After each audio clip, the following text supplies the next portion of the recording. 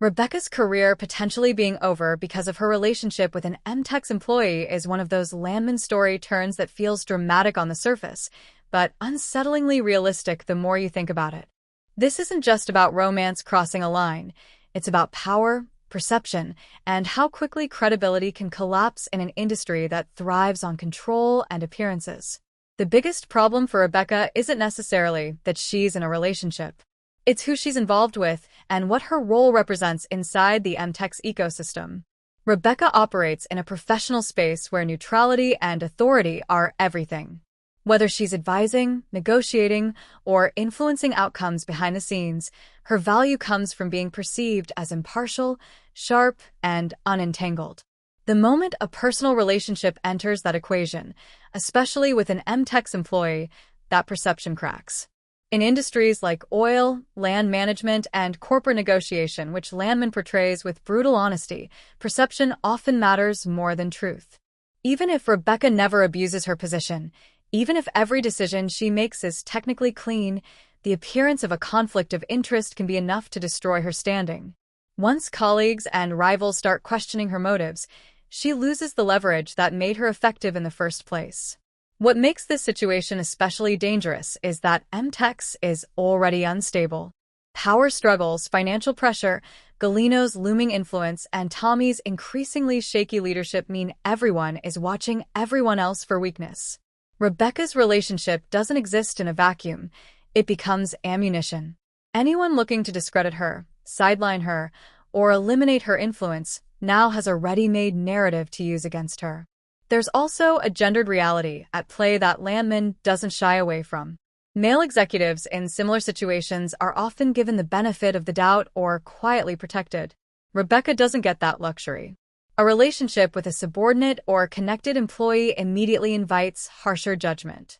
Her competence gets questioned. Her intentions get scrutinized. Her achievements get reframed as favoritism or manipulation, whether that's fair or not. From a corporate governance standpoint, this relationship is radioactive. Even if company policy doesn't explicitly forbid it, the ethical implications are impossible to ignore. Compliance officers, board members, and external partners would see Rebecca as a liability. Not because she's incapable, but because she exposes the company and herself to risk. In a business already walking a tightrope, that's the last thing anyone wants. What makes this storyline hit harder is that Rebecca likely didn't enter the relationship recklessly.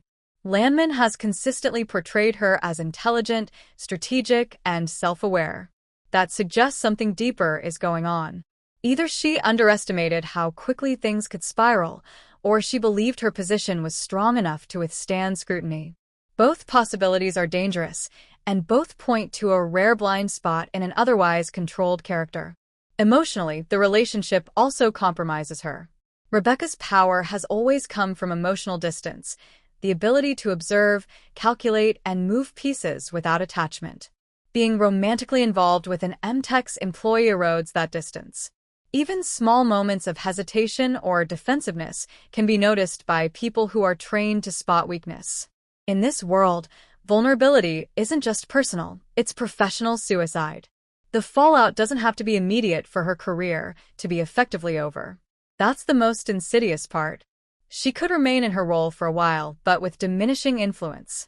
Doors stop opening. Calls stop coming. Decisions get made without her.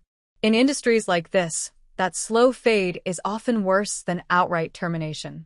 It leaves her technically employed but functionally irrelevant. There's also the question of whether Rebecca becomes expendable in a larger power play. If MTech's needs a scapegoat, someone to point to as proof that changes are being made, she fits the bill perfectly. A relationship scandal is clean, understandable, and easy to sell internally and externally. That makes her an ideal sacrifice if leadership needs to protect itself. From a storytelling perspective, this development is huge. Rebecca has always represented competence and control in contrast to the chaos around her. Stripping that away forces her into unfamiliar territory. If her career really is over, or even just irreparably damaged, Landman opens the door to a much more dangerous version of her, one with nothing left to lose.